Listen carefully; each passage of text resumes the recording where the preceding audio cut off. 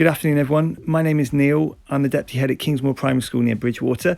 This is my presentation all about how we're hitting the reset button on our computing curriculum. So I've been at Kingsmoor since September 2019.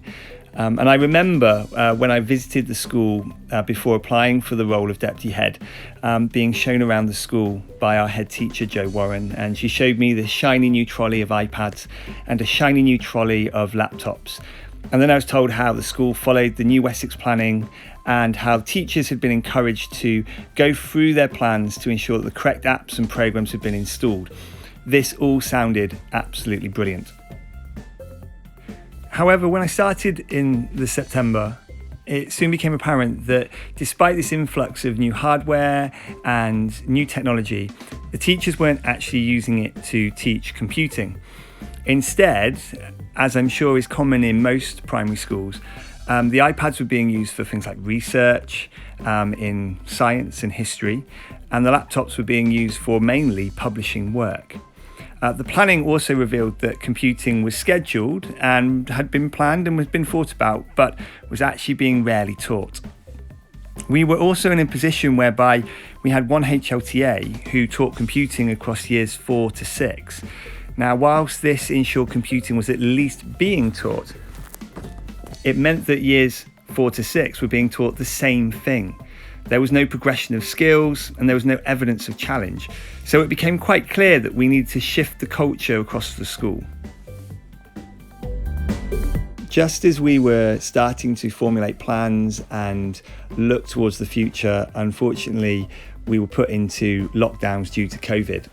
And this had a massive impact on our teaching and our learning. Many challenges came about. So firstly, our teachers were actually forced to use technology in their teaching through using things like Zoom, through using blogs, etc. And it really became a journey into the unknown, which took a lot of our teaching staff and our parents and pupils outside of their comfort zone. As the lockdown went on, we started to look at our provision and what we were providing our families and our community. And we asked our question, were we getting it right?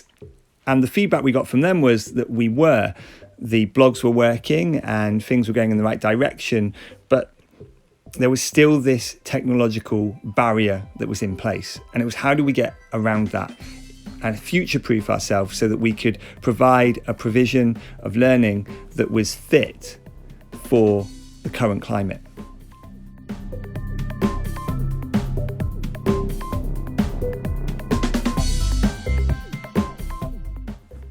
Since returning to school in April, we've noticed that the gap between pupil knowledge and teacher knowledge has widened. Our children, in some classes, know more than the teaching staff when it comes to computing and ICT.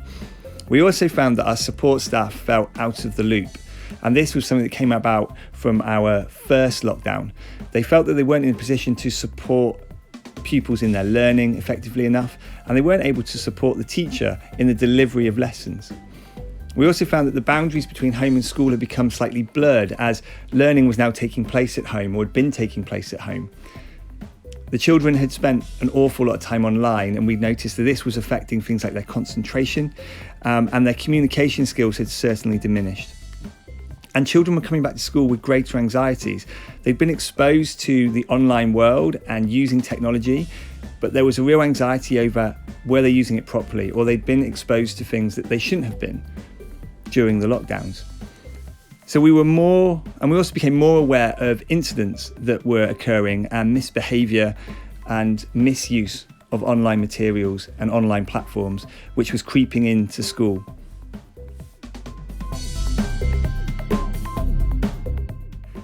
During the summer lockdown last year, we used the time where the children were out of school and there was lots of home learning going on, and we had very few numbers of children in the actual school, to pause and reflect as an SLT and to think about our curriculum and its provision. We used the time to really think about our priorities and the direction we wanted to head in the future, and certainly coming out of COVID. So we asked ourselves, Are we providing an in-depth, knowledge-rich curriculum? Does our curriculum provide our pupils with the opportunities to build on prior learning? And does it provide opportunities to use skills that can be transferred into other areas?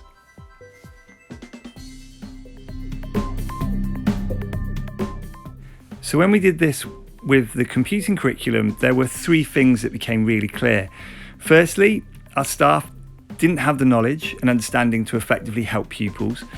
Word processing and making PowerPoints doesn't constitute a computing curriculum, and we were actually out of step with the current trends and issues that were emerging in Edtech and in computer science.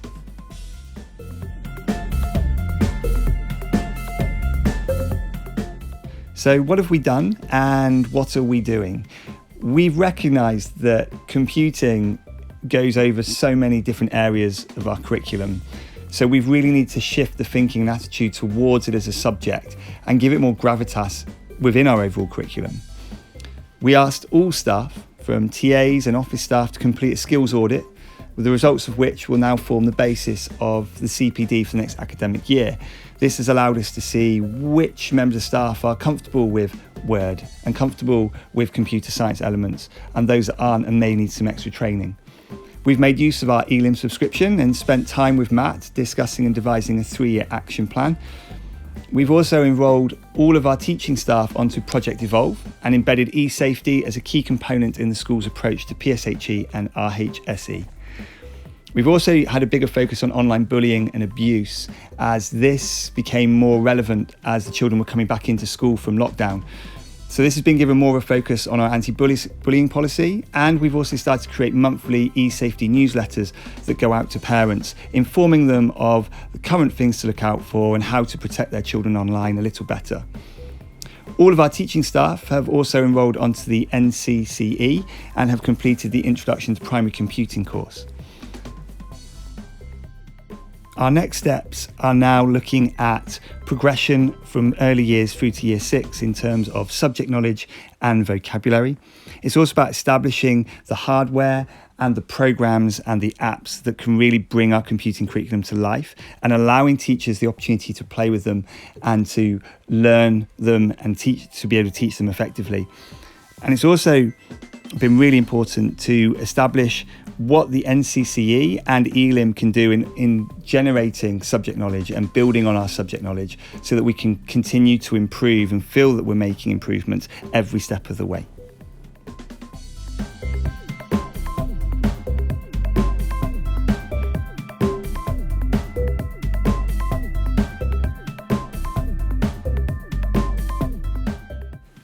Now, when I was at university and I was writing my dissertation tutor told me, you can't eat the whole elephant. I had to break down my dissertation into small chunks.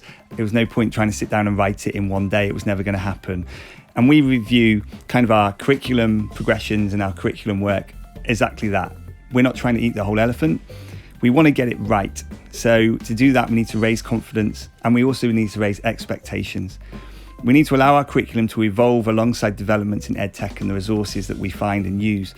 We need to allow teachers to have ownership over what they teach and to give them time to fully understand the curriculum and to allow things to embed naturally over time, rather than just, oh, I've tried it for one lesson, it didn't work, I'm never going to touch that program again. And we need to remember that we're not looking for a quick fix. This isn't a cover it with a plaster scenario.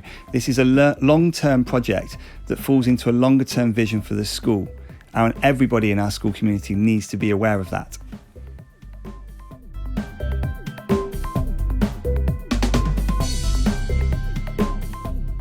So that's a little bit about how we're hitting the reset button at Kingsmoor. If you'd like to get in touch with me, you can follow me on Twitter at @Somerset_Neil, or my email is nthompson@educ.somerset.gov.uk. Please feel free to contact me. I love to network and love to meet people who are like-minded. So just get in touch if you have any questions, or if you feel you can support in any way. I'd love to hear from you. Thank you for listening, and I'll hopefully see you all soon when we can do this in person.